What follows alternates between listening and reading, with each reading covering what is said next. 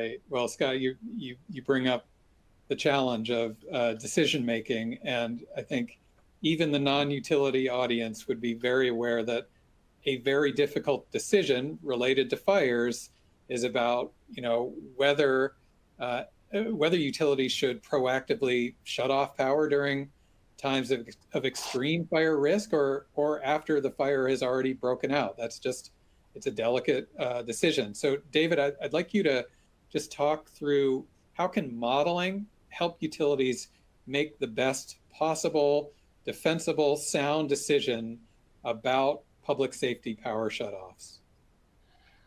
Yeah, as Scott mentioned, I think it's important to just reiterate that PSPS is the last resort. There's other actions that can be taken prior to that, and all of our customers focus on those actions.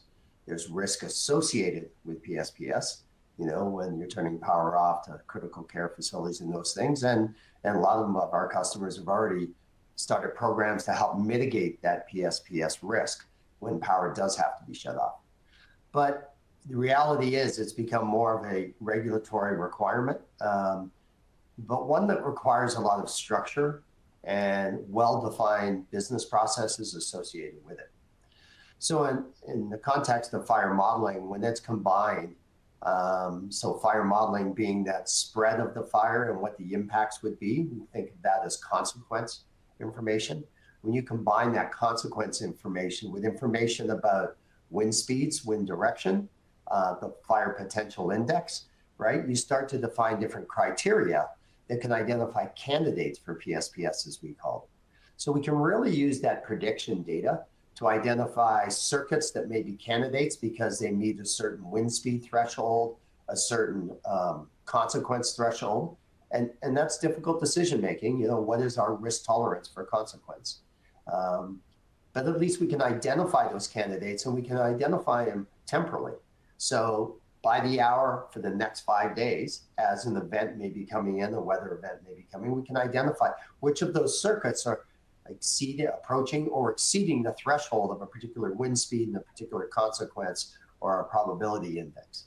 That allows us to then take those candidates and put them into a business process where instead of just using forecasting data, we can start using weather observation. And I think particularly in California, we all know there's been an explosion in the number of weather stations, most of those installed by the investor-owned utilities, so that we get a very dense representation from an observation perspective.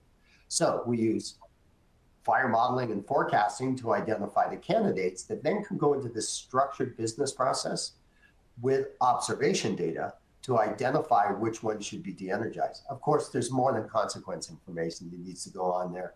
Reliability, cost decisions, impact decisions to the customers, how many customers are being served. Reliability is at the foremost for our customers. And so they don't take these decisions lightly. So it really has to be a well-defined structured process. Fire modeling is pretty essential and the key because it gives you that impact or consequence information to trigger the event that then can be done on the structured process. It's interesting to note that in 2019, TechnoSilva did a study for the CPUC where we evaluated all the PSPS decisions that had happened.